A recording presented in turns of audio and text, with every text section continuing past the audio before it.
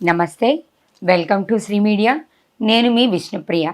ప్రతి నెల కూడా 12 రాశుల వాళ్ళకి రాశి ఫలాలు ఏ విధంగా ఉన్నాయనేది మనం తెలుసుకుంటున్నాం. ఇప్పుడు మనతో పాటు ఉన్నారు గురువుగారు లక్ష్మీనారాయణ గారు. గురువుగారితో మాట్లాడి 12 రాశుల వాళ్ళకి ఏప్రిల్ నెలలో ఏ విధంగా ఉండబోతుంది, ఎటువంటి పరిహారాలు చేసుకోవాలి, ఇవన్నీ కూడా సవివరంగా తెలుసుకుందాం. నమస్తే గురువుగారు. నమస్కారం. ఎప్పట్లానే మనం ఈ నెల కూడా ఏప్రిల్ నెల రాశి ఫలాలు చెప్పుకుందాం గురువుగారు. అట్లాగే 2025 ఏప్రిల్ నెల తులారాశి 7వ రాశి తులారాశి. తులా వృషభయోర్ భృగు, శుక్రుడు అధిపతి. ఆ శుక్రుడు బాగున్నాడు. అయితే 6ంట శని బాగున్నాడు గోచారరీత్యా కూడా. అయితే గురువు అష్టమంలో ఉన్నాడు. మరి ఈ గురువు పూర్తిగా శని ఎంత చెడు చేస్తాడు, గురువు కూడా అంతే చెడు చేస్తాడు. ఈ గురువు కూడా అతిచార మీద ముందుకి మిథున రాశిలోకి రాబోతున్నాడు. చివరి టైంలో ఎట్లా ఉంటుందంటే, శత్రువైన వాడు ఏం చేస్తాడంటే కాపలా కాస్తూ ఉంటాడు. కాపలా కాసి కాసి కాసి ఏం చేస్తాడంటే, ఎండాకాలంట బీదతనం కోరుతుందిట. తాటాకులు ఇంట్లో ఉండాలనుకుంటారట, కుండలు నీళ్ళు తాగాలనుకుంటారట. ఎంతలా బిల్డింగ్ ఉన్నా తాటాకులు ఇంట్లో పోతే అబ్బా ఎంత హాయిగా ఉందా, ఇక్కడున్నా ఈ పని ఎండ పోయిందాక ఇక్కడే ఉందాం అనిపిస్తుంది. అట్లాంటి వాడిని ఆ గురువు బాగుండకపోవటం చేత చిన్న అగ్గిపుల్లు వేసేస్తాడు, మొత్తం ఇల్లు మొత్తం పోతుంది.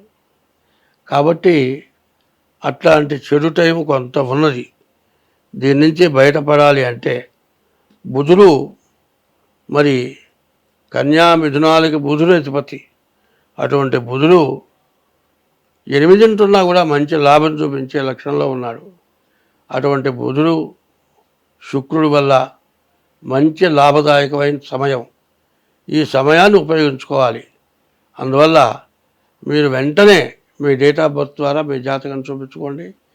పైన ముఖ్యంగా చెప్పేది మీరు జాతకం చూపించుకునేది రెండో సంగతి.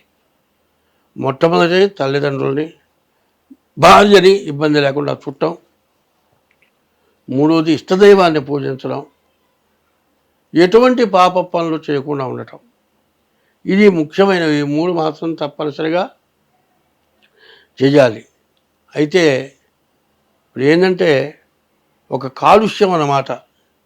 ఈ కాలుష్యం ఎట్లాంటిదంటే, ఒకప్పుడు పారే నది నీళ్ళు తాగేవాళ్ళం. నది నీళ్ళు తాగితే చాలా మంచిది అనుకునేవాడు.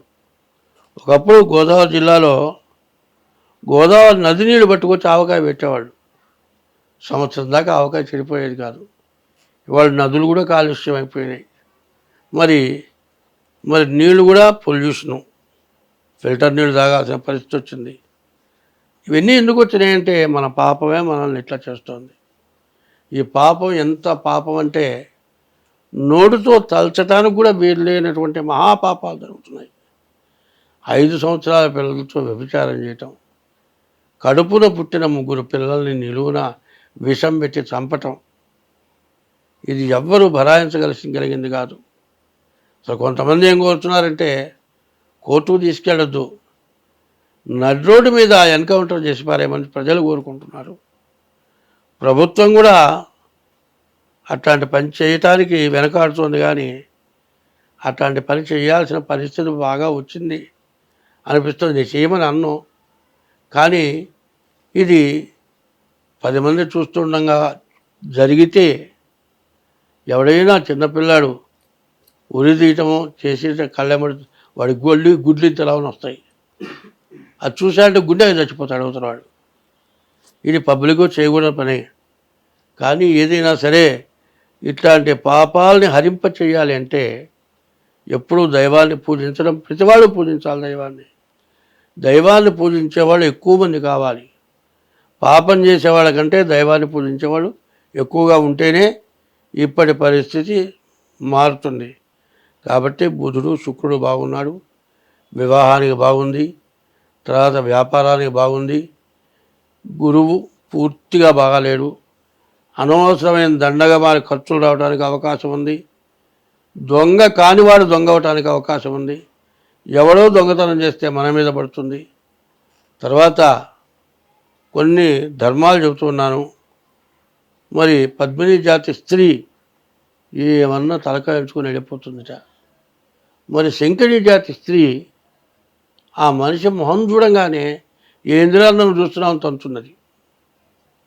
మరి పద్మిని జాతి స్త్రీ ఏమన్నా పట్టించుకోరు. మరి మహాతల్లికి నీచ తల్లికి ఉండేటువంటి స్వభావాలు ఈ విధంగా ఉంటాయని తెలుసుకోవాలి. కాబట్టి ఈ అష్టమ శని, అష్టమ గురువు బ్రాహ్మడు ఎంతో మంచి చెప్పేవాడు. అటువంటి గురువుకి ప్రాణకంటకమైన టైము అంటే ఎటువంటి దుర్మార్గుల వల్ల ఎటువంటి సమస్యలు వస్తాయో తెలియదు. కాబట్టి ఎంత జాగ్రత్త పడితే అంత మంచిది.